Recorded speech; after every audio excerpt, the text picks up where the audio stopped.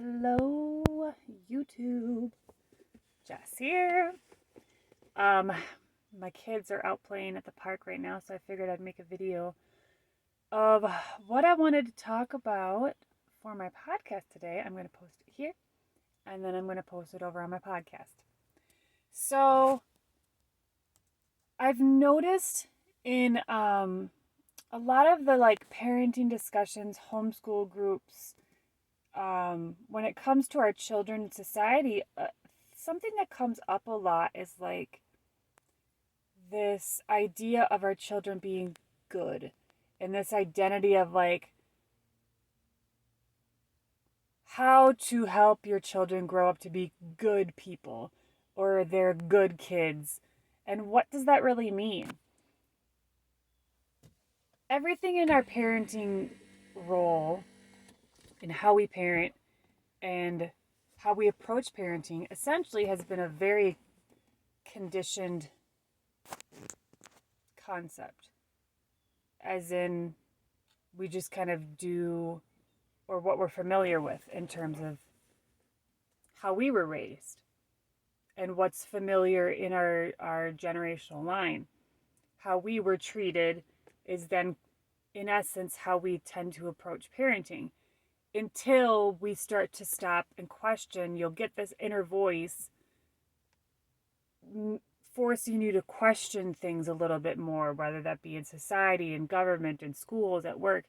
You start to have that voice that has you questioning things like, why are you doing this? Why do you do it this way?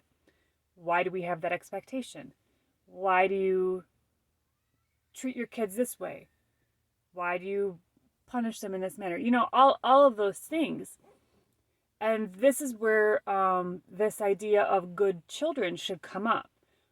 What is a good child? That is very subjective, as in everybody is going to have their own definition of what is good to them. But in the grand scheme of the universe, we really need to let go of this idea of good and bad, because we force our children into these boxes of how they're supposed to perform and behave in society in order to be seen as good or labeled as good. And then often that approach or that competition to be the best and good, whether that be in grades or in sports or whatever that may be, that goal of being good and best, then often when we fail, it can bring you into this very self-hatred cycle, this constant need for striving for perfection, because when you don't reach that perfect expectation, you feel like you failed because you didn't receive the accolades that you had been seeking. Often this comes from teachers or a parent or grandparent or whatever it may be, caregiver. And then at the same time, that is what gets embedded in your psyche for life. That you're constantly seeking more, to be the best, to do this perfect, to be the one that's acknowledged at work, the one who gets the award, the one who gets to be the best employee, the one who gets the raise, the one who gets this. And you're constantly seeking more, to do more, to be better, to be acknowledged, to get rewarded, essentially. Becomes that reward and punishment aspect. Do great, be the best, you get the reward. Fail, be bad, and you get punished. That's that polarized world, again, as we live in. And that is why when I come into the unschooling world, it's common, or I should say that it's more normal, to not approach parenting in this good, bad, reward, punishment cycle. Because the more you praise or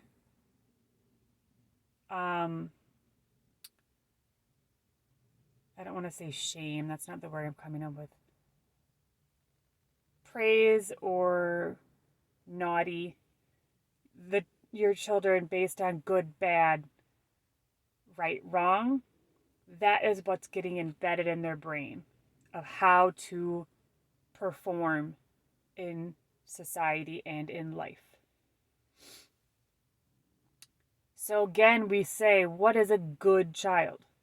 We have these labels of good, and often it tends to be, who's the good child? They're the ones who get good grades, don't get into trouble, go to school, get a good job, get married, have a family, and like no resistance. That's what just came to my mind. The good child is seen as the one that doesn't resist the conditioning. Aha.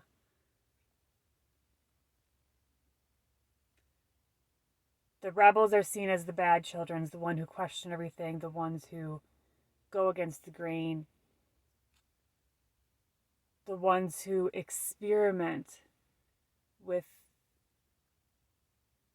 boundaries and rules, drugs possibly, experimenting with life.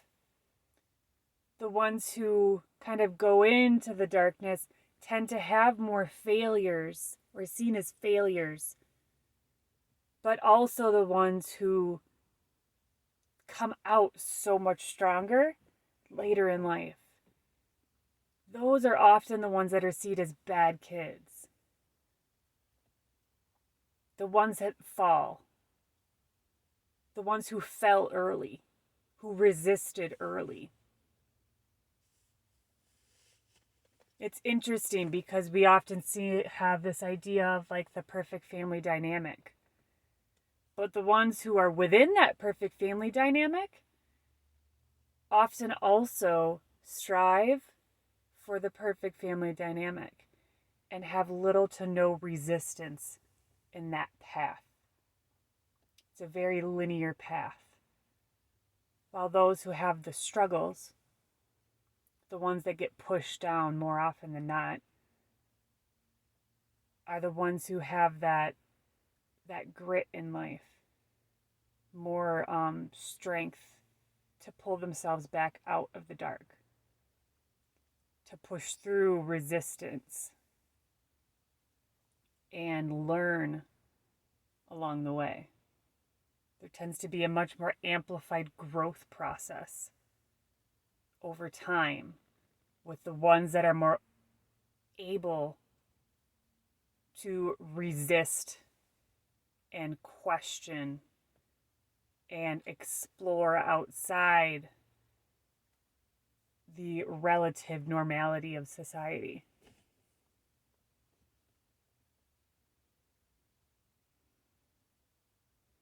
The rebels are the resistance.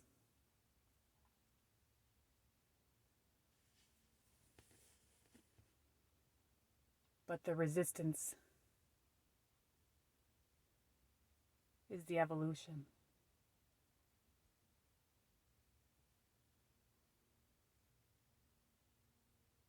We don't evolve through submission to authority. We don't evolve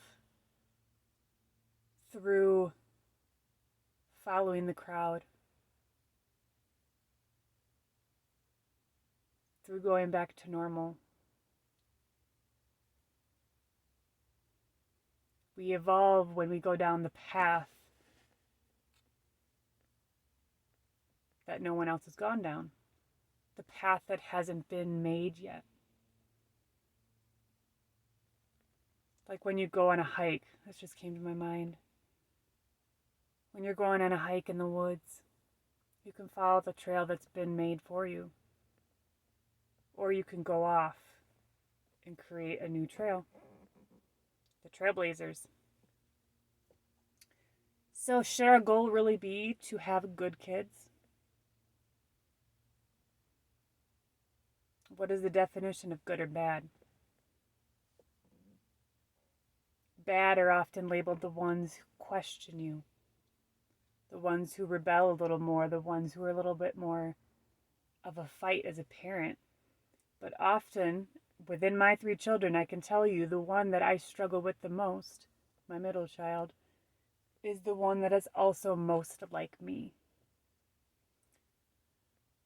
The one who pushes back a lot more. He triggers things in me because it's a reflection of parts of me that I need to acknowledge and heal from. That's an important, super important awareness to have. The behaviors of your children that trigger you the most, that bring out the most anger or heavy emotions. My kids are coming back. Those are the ones that are revealing your deepest wounds and needs for healing. They are a very strong reflection of, hi honey, they're a very strong reflection of your healing process and need for healing. Want to say hi? Say hi.